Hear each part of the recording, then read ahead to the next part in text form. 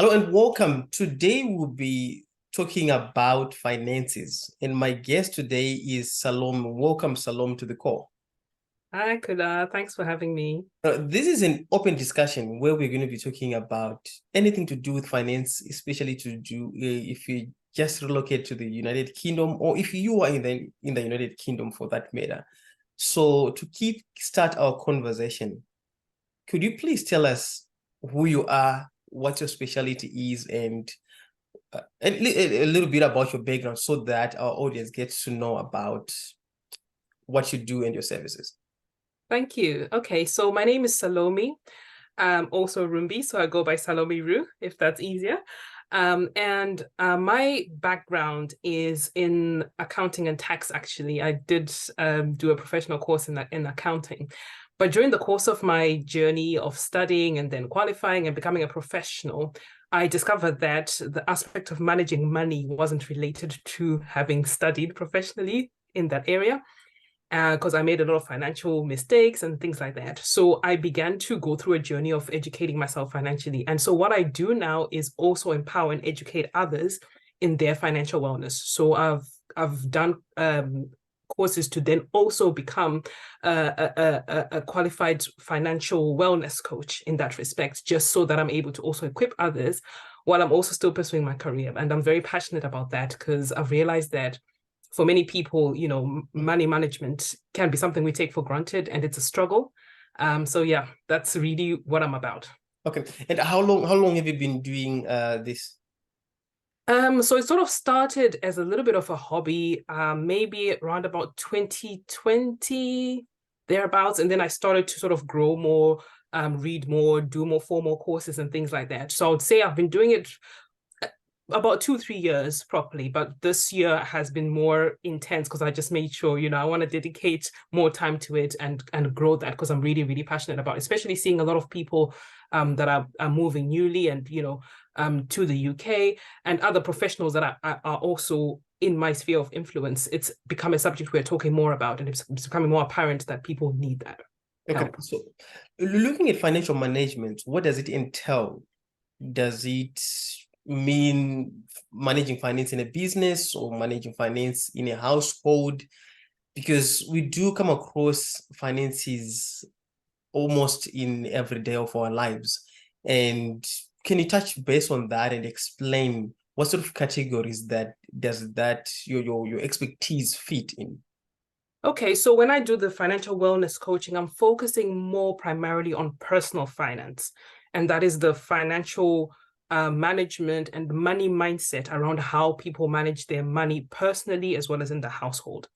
I mean, if people also would like help with business side, I am qualified to also assist with that. But what I do more of is I always believe that if people can manage themselves and understand how to manage their money, understanding what part of it, is their income and expenditure and their cash flow within themselves, then they're also able to apply it also in a business context, but obviously with a bit more help from a formal perspective of business. But primarily it's personal finance that I talk about. So what it is being able to manage and balance your finances in a way that you are earning enough and you're able to manage your expenditure and you're able to understand taxes and you're able to understand anything that is to do with how you spend and earn your money, as well as grow it. Okay, so let's look at personal expenses. Personal expenses for those that live in the UK. What sort of areas would you be looking at in terms of managing finance? I know you spoke about taxes. I know you spoke about expenses and things like that. Can you just dive deep into that? A very good example in terms of the council tax, maybe insurances or utilities. Maybe if you can just go deep into that and how your services can actually help in such areas. Okay, so I think what I also have to clarify is Yeah. there are people that are called financial advisors. So Okay. those that are regulated to help people with investment decisions, or maybe with, things that are a bit more technical around money management. So I'm not that. But what I do is I'm able to speak to people in helping them manage expenses and how they actually grow and save their money, and a little bit of understanding risk and investment. So to answer your question about expenses, you've got common expenses. Let's start with household expenses, right? So let's just say people have got rent or a mortgage if they own a property. They'll also have the council tax, which is you've already touched on. That's a very, very, very important utility bill in the UK. Every household has to pay it without fail. And that's to the local authorities. And in addition to that, we've got utility bills, which is to manage our electricity, our gas, our water supply. All those things have to be paid, without fail. So obviously you then have your phone bills. If you drive a car, you then have insurance. Are you getting the best deal for all those things? The list goes on. Other things are the obvious things like your food and clothing, etc. So one of the things I work with is people making sure they understand how their income compares to all those bits, to make sure they're able to allocate where all their money is going, and to make sure they're doing that effectively, to understand what are the needs that are critical and what are things that are wants that you may be flexible in sort of cutting off if you need to be doing that.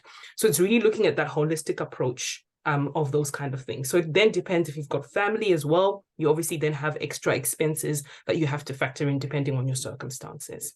Okay. So now talking of let's look at the term tax, and I've come across the term also national insurance. What sort of rates do people in the UK pay, and what is the difference between the two? Okay, so tax is very, very, very fundamental. It's something we can't escape, especially if you work as an employee. As soon as you start a job, on your first pay slip, you see that you've got 2 deductions minimum, which is the national insurance, and then you've got the income tax. So sometimes people get confused why they have to pay those 2. They just cover separate things, although they both go to the state in any case. So the national insurance is something that the government takes from people to pay towards the social care system. So that's to do with paying towards pots for pensions and sickness and unemployment. So sometimes you might find yourself in a situation where if you've got access to public funds, you are given those kind of things if you get stuck, and that's what that money is for. So everyone has to pay it. You don't pay it for the first 12,500 that you earn, to be fair. So in a full year, if you earn over 12,500, that's when you start paying national insurance. So if anybody's earning less than that and they're getting national insurance deducted, they need to have a word with whoever's doing that. Then tax is also got its own deductions, which then goes to the central pot that manages, the day-to-day things we have in the economy, our hospitals, our schools, and things like that. And that's also tax-free for the first 12,570, and it starts to kick in at 20% for anything above 12,570 up to 50,270. Okay, so sorry to cut you short, but the taxi and the national insurance, the percentage are the same? Or the percentages are different. 20%?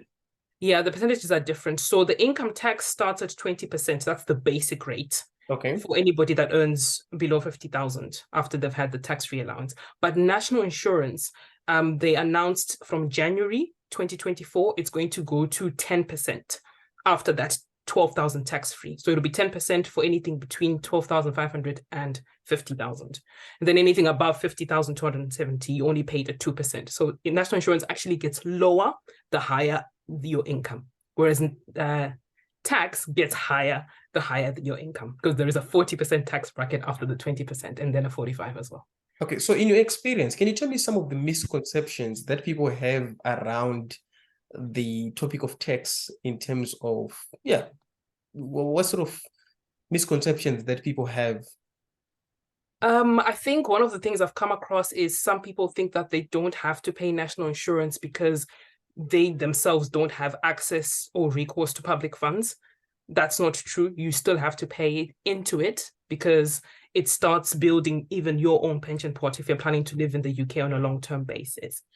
The other misconception people have is if your tax is wrong or your tax code is wrong, maybe sometimes the employer has deducted the wrong amount, they start to get worried and don't realize that they can actually claim it back.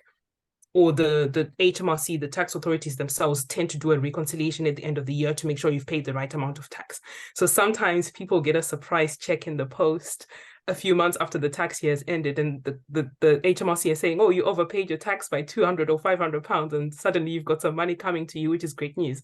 On the other hand, if you've underpaid tax, there's a perception that people think they can get away with that. But if HMRC catches on to it, even if it's a few years before, they can still track and ask you to pay back. So I always advise that people just try and make sure that they are paying the right amount of tax. And the way you would know, especially if you're an employee, is by your tax code on your payslip. So everybody gets a tax code. So if it says 1257L, that's the typical tax code for majority of people, it means that you're probably getting the right tax code. And where do they check with that tax code? It's always on your on the payslip. So if they're unsure, they need to speak to payroll or get some independent advice from an accountant or someone if they're not sure, or speak to HMRC directly. And I think that's the other thing. Sometimes people are scared to pick up the phone and actually call HMRC directly. It is something you can do. They're just normal human beings. You can speak to them as well and ask them questions if you're not clear about something. So talking of some of the expenses that people incur in the United Kingdom, what sort of like things that people ignore yet they eat on their budget? If you can touch base on that to say, wow, in my experience, I've come across such situations whereby people end up spending money on XYZ, yet there could have been an alternative for them, and then they could save money. If you can just give me one or two examples. Yeah, okay. So maybe I'll start with if this is for people that have access to credit already, let's just say someone has got access to a credit card and they are using their credit card to pay for ongoing expenditure, such as maybe groceries when they go shopping or their fuel, etc. And they are then only paying the minimum amount back to the credit card company. It catches up with them because the card continues to accrue interest, which is going to be very high and difficult to pay back. So that's one area some people tend to struggle with, especially when they are not used to getting credit, using credit cards. This could be maybe students that are getting access to them newly, or people that are new in the country. You just think, oh, I've got £2,000 on my credit card, I can just spend it. That's normally a big trap for a lot of people because they don't quite understand that, yes, it's money that you're being given to spend, but you're actually getting into debt and you're meant to be really paying back as much as you can on that. And then the other thing is there are things like certain subscriptions that people can sign on to. And it's always worth, I think one of the things that's good about the UK from my understanding, and I'm sure this is the same in most developed countries, is there is always price comparison sites for most things that we need to buy or purchase or utilize on a day-to-day basis. So for example, your gas and electricity, are you definitely getting the best deal from the best provider based on the area you live and the size of your house? If you go on a price comparison website, you'll be able to actually get a good comparison to really see whether you're getting a good deal or not. And that applies the same as well for other things like maybe car insurance, right? So some people, when your car insurance needs renewal each year, sometimes they leave it to automatically renew with the same car insurance provider, right? But they don't realize that you can actually, at that point when they tell you it's about to expire, that's the point you should be shopping around to make sure that by the time it renews, you're getting a good deal or even a much better deal. Because the one that you get as a renewal, chances are you're actually going to be paying more. Okay, so car insurance is another area that people end up paying more than they should because they've not really done the homework, especially when it's coming up for renewal.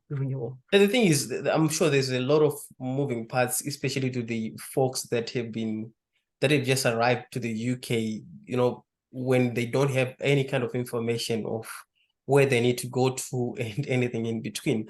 So talking of something that you just brought on the table, which is the credit card loans and things like that, can you please explain in simple layman's terms, what is the credit system? What is a credit system like? If you can just give a definition based on your understanding. Sure. So the credit system has got its pros and cons like anything, but it's purely the bedrock by which the financial system tends to operate for individuals as well as businesses.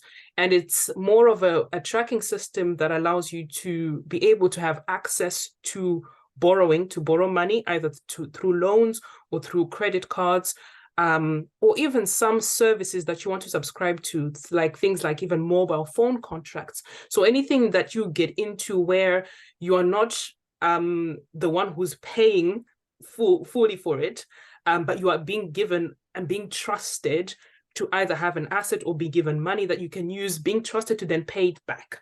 Right. So you find even mortgages when people buy a house, because a house is probably what, 300, 400,000 pounds. Who's got that sitting in the bank? But obviously, if the person shows that they have been able to borrow in the past and they've paid back and they've got a good record, a credit record essentially tells a story about your pattern of borrowing money and being able to pay it back.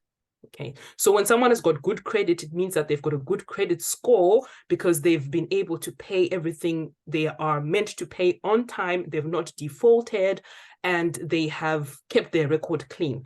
And sometimes people can find themselves in a situation where their credit rating is low, or they've got a poor credit rating because maybe they haven't had the opportunity to build and prove themselves, especially like you said, people that are new to the country. You've just arrived, the computer can't find you, they can't find anything, you know, that you've ever paid for. So there are certain things you need to then do, like maybe register with the electoral register for the voting, and make sure that, you know, you are with your, for example, with your bank, your where you open your main bank account. From there, you are making all your payments, you know, you're not defaulting on anything, any subscriptions that you have, you start to build up. And then there's a story that can be found about you to say, actually, you can be trusted to borrow and pay back money.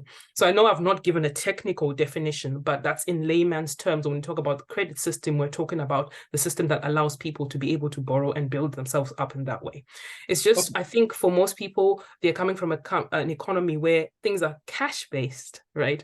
Which is very different to here. Where if you want to buy a car and the car is worth £6,000, if you've got good credit, you can borrow to be able to get that car. But is it really a good idea? Are people doing it in the right way? That then becomes the area I now talk to people more about, just from an educational level, for them to start thinking about, am I getting a good interest rate? Yes, you may have good credit and you may think you've got access to borrowing, but are you actually handling that in the right way? Absolutely. So now you spoke about a lot. Yeah.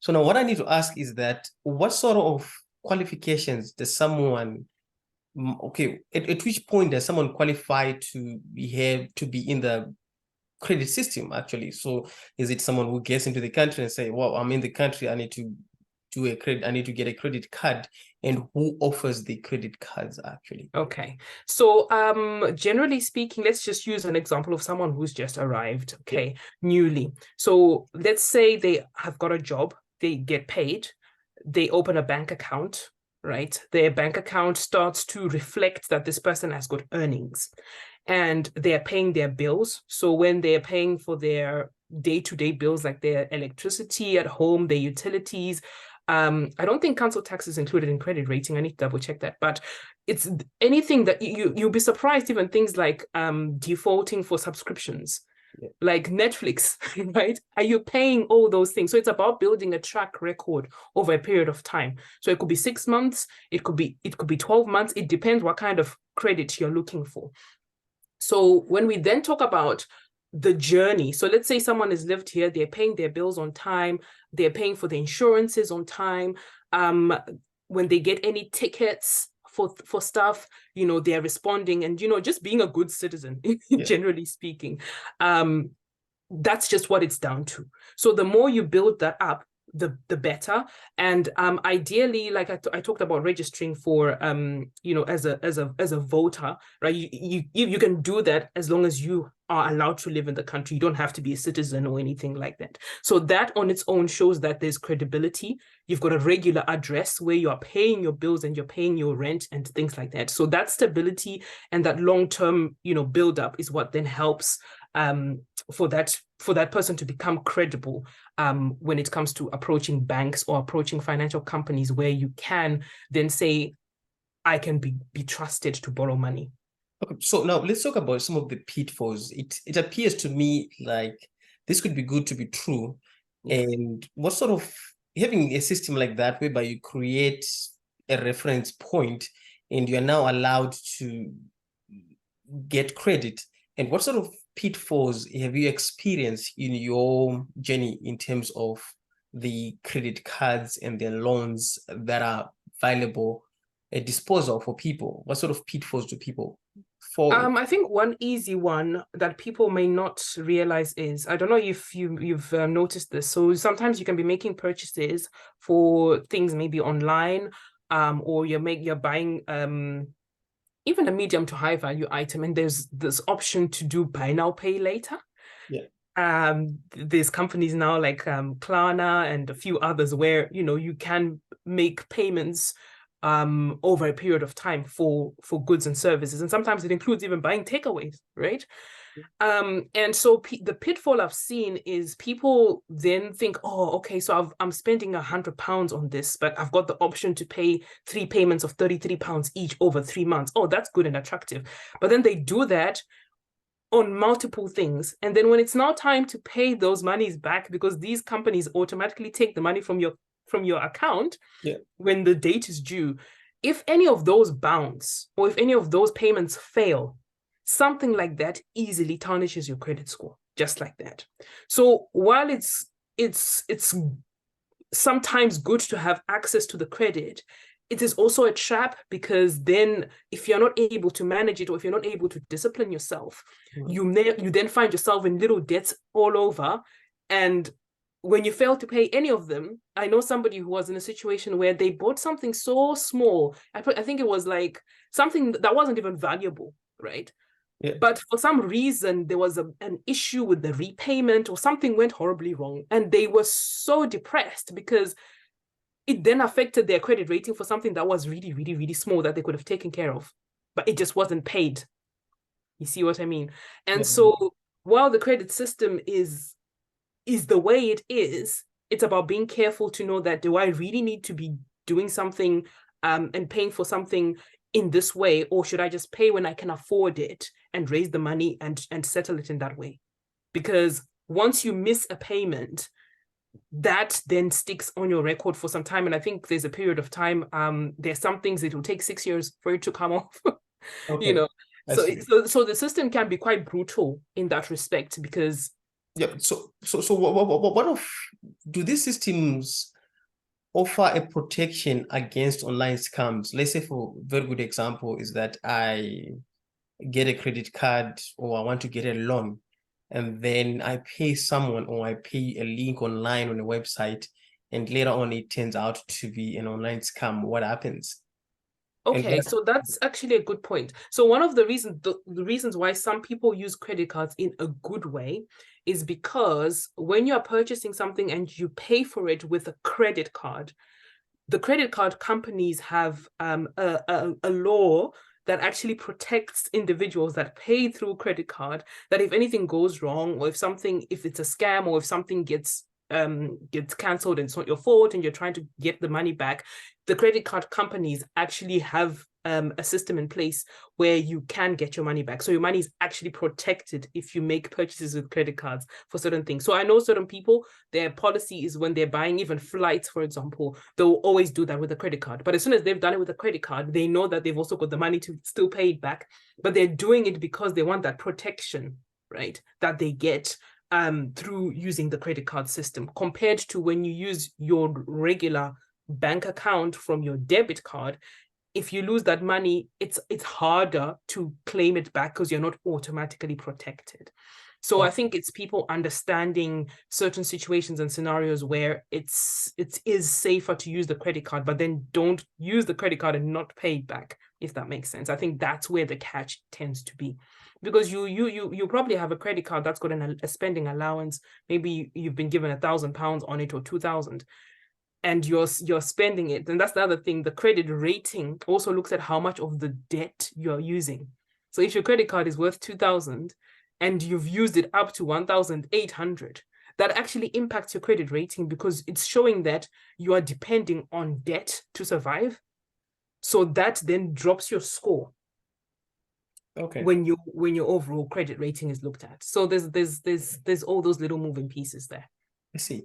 So now let's talk of online scams again. I mean, you explained, thank you, but I want you to tell me based on your experience, what sort of, if you can just tell us a story of what happened in the past. You don't have to say any names, but some of the popular online scams that people get caught up with. Yeah. So there's a lot of that at the moment. So statistically speaking, especially for some reason since COVID period, right? The online scammers got cleverer at what they do. I see. Okay. Yeah. And you'll find there were incidences where I'll start with even HMRC, the UK tax authorities, right? There are people that would call or send texts to your phone and they say, oh, you've not paid your tax or something's gone wrong with your tax, give us a call, right? And people will be scared because they think, oh my God, this is the tax authorities. Yeah. And they would call the number and they would confirm their national insurance number and all this. And these people would sound so genuine. And then you're thinking you're paying your tax and they take £2,000 from you. By the time you now follow up and, maybe you log on to your actual HMRC account online, you realize it wasn't actually genuine. So that's happened to a lot of people, right? And then you've got a situation where sometimes companies like, some people imitate like PayPal, for example. They will send you an email, you've got a PayPal account, and they say there's a transaction that's happened, call us on this number to resolve the matter. And when you call the number, they now say we want to mirror something on your phone, and they start going all technical. And what they're just actually trying to do is access your real PayPal account, right? So those are examples that I've come across. And even so, I think the key thing is the thing about links. If you get links that are supposedly coming from your bank or supposedly coming from a company you recognize, but you've never really like requested it or anything like that, it's a bad idea to click that link and then provide your details as if you're logging on, because they can imitate the website to make it seem like you're actually going into the legitimate website when you're not. So by the time you put in your credentials, you're actually giving them access to your money without realizing, or access to your personal information without realizing. So I think the online scams have been really bad. And then we had a big craze about crypto as well, where there's been so many companies that came up and they'll be promising you to, to earn money and things like that. Some of them were legitimate. Like I understand crypto, and I've got my love-hate relationship with it, because I understand risk, etc. But that's been a big area where a lot of people have also been scammed. Yeah. Okay. So now you spoke about HMRC. Can you please tell us what is HMRC and how does it operate? What is it all about to someone who is just, a beginner and they want to understand what it is? Okay, yeah. Sorry, I just kept throwing that in there. So HMRC is the UK tax authority. So they are the His Majesty's Revenue and Customs, basically. So I'm from Zimbabwe. We've got Zimra in Zimbabwe. Oh yeah, in Zimbabwe, Zimra, definitely. Yeah. Yeah. So, think about that. And think about, the Income Tax Office. That's who they are, the HMRC. So we then have also Customs and Excise, which I guess is the more equivalent with Zimra in that respect. But HMRC is the tax authority. So they are the ones that are responsible for collecting income tax from individuals as well as corporation tax from companies. Oh, okay. So now let us talk about, I want to take you back to some of the information that you shared earlier on in terms of comparisons and anything in between for utilities, and what sort of places can people find the best deals if they're looking to purchase a subscription or anything in between? If you So can I just give think some recommendations. I know there could be plenty, but if you can just give some well, recommendations that yeah. Yeah, so I mean, I'm not promoting any specific sites or anything like that, but if the good thing is, I think as you've gathered, when you move to the UK, in any other country, I feel like Google is our friend rather than not, right? Some other And people are afraid of Google anyway. yes, I was actually gonna go there. And I Okay. understand certain people Yeah. would have reservations or they're just not that way inclined. Because Mm-hmm. I've noticed like sometimes there's some groups I'm in and people ask a question and then people respond, they're like, why don't you check on Google? And I'm thinking, well, it's not that obvious for everybody because they just want Yeah, that person absolutely. to Yeah. share with them. So personally, like I use sites like Money Supermarket, like Money Saver Supermarket. You've got if someone goes and checks price comparison sites, I should have checked a list of them to bring on here. But there's comparethemarket.com. So there's various ones. So some of them will offer better deals than others. But I think for me, Money Supermarket is a good one. It tends to have a good and fair balance of things that they offer in various areas, whether it's to do with insurance or to do with certain subscriptions or to do with certain services that people are looking for. Oh, okay, we've seen. Now, talking of money supermarkets, you just helped me think of shopping.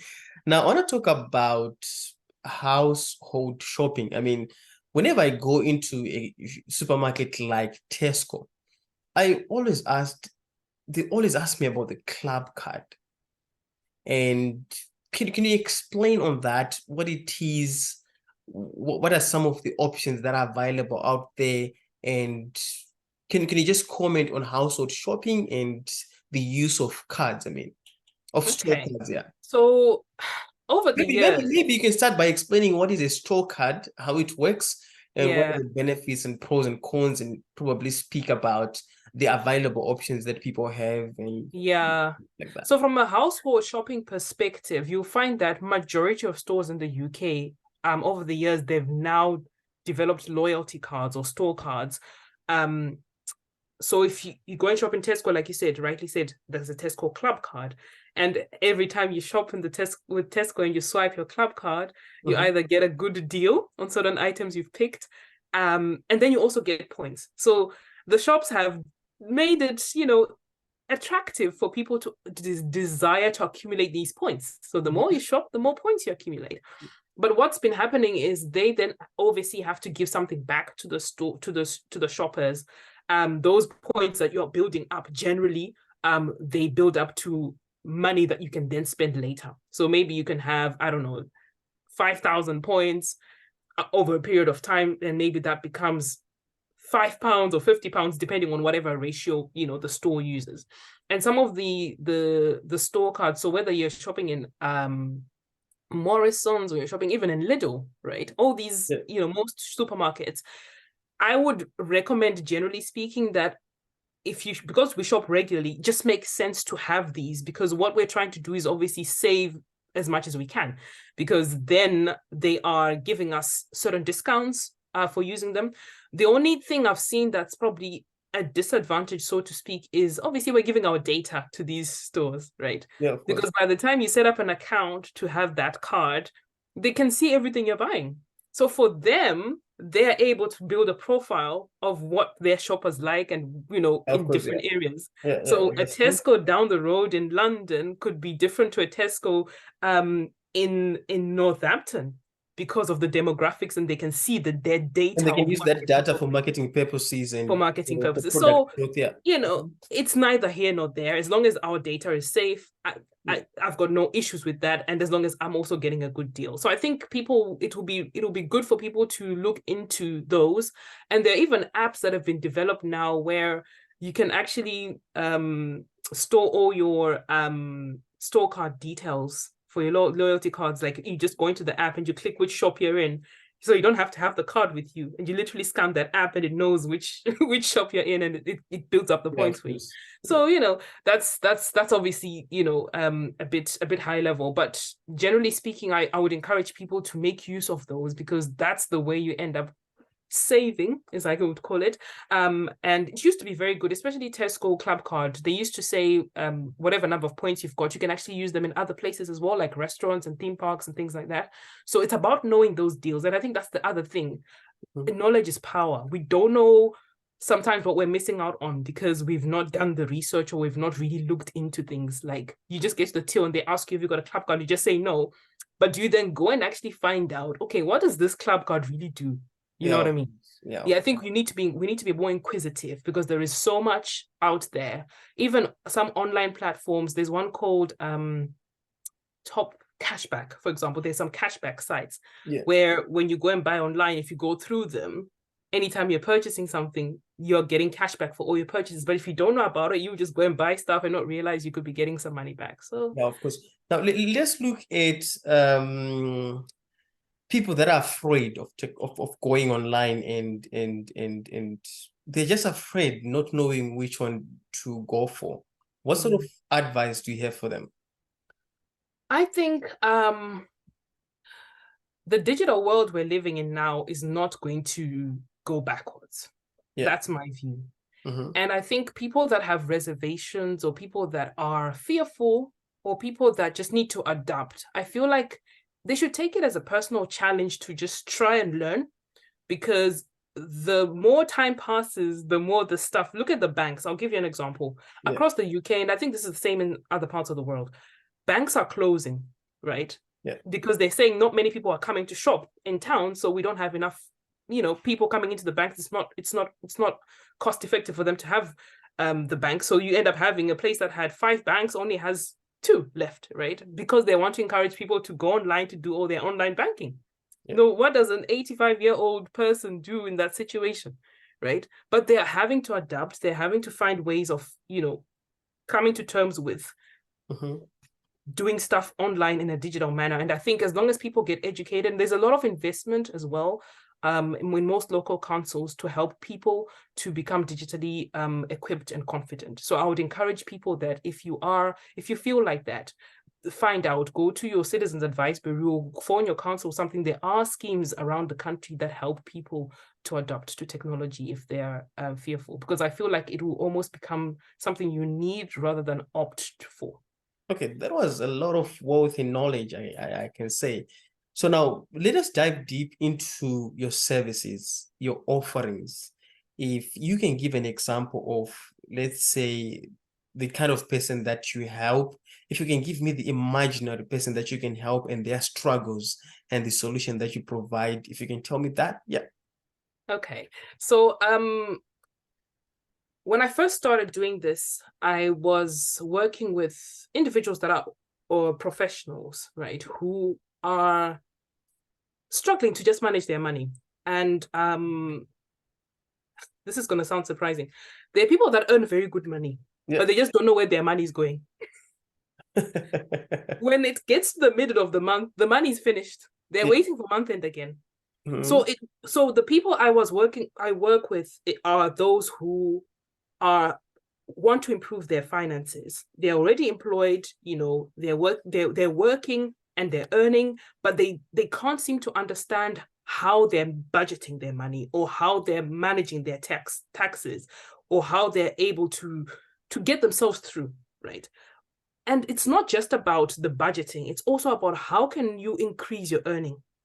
What is it that you can do with your skills? What is it that you can do with your knowledge that you can think about outside the box? Because most people want to earn more, but they don't know how to do it.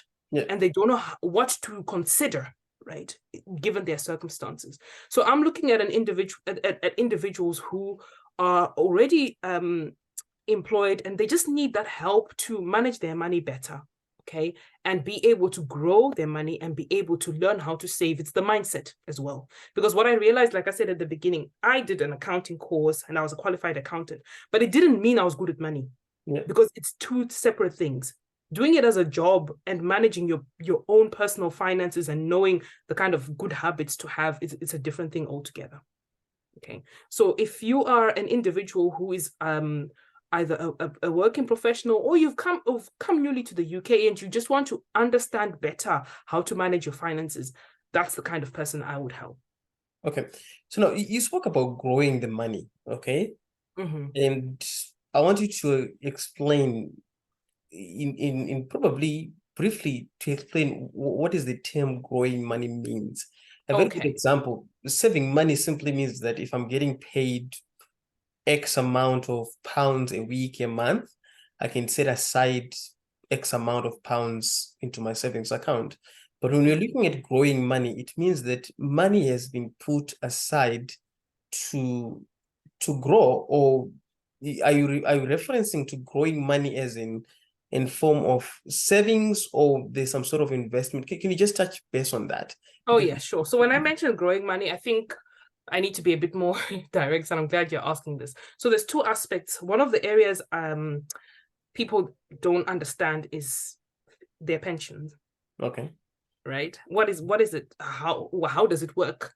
Yeah. Am I saving for the future? How is that happening? Sometimes people are paying pension through work. Sometimes people are paying through, like I said, national insurance. That's already a form of pension you're paying into.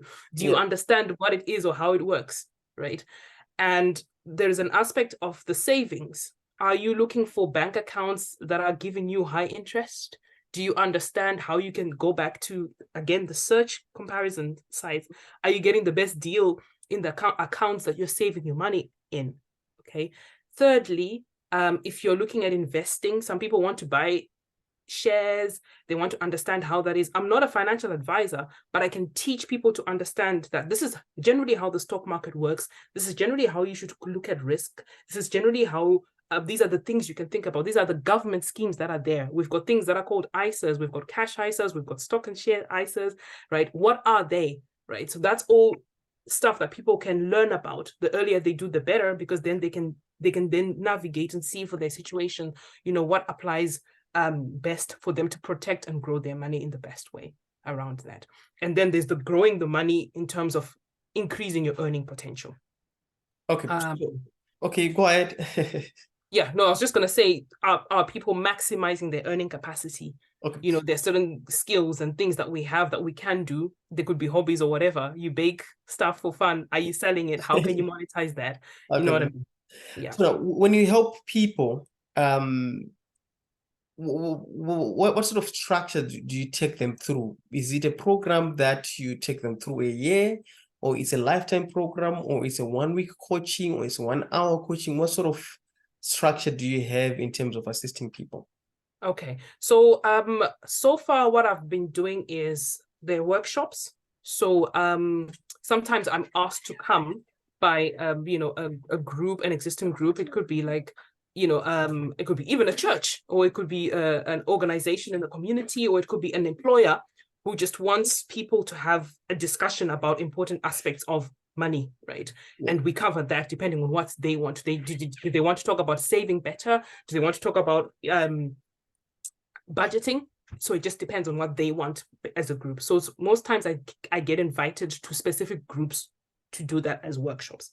And then I also do my own workshops, which I tend to advertise. Like now I've got one coming up next week, 14th and 15th of December, which is more of like an end of year kind of review. We'll just be looking through common rules of money and seeing how we've done in the year and what we can adjust for the following year.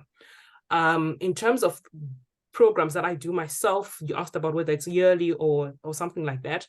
What I'm looking to do in 2024 is to have like intensive 12-week program. So we look at important money topics.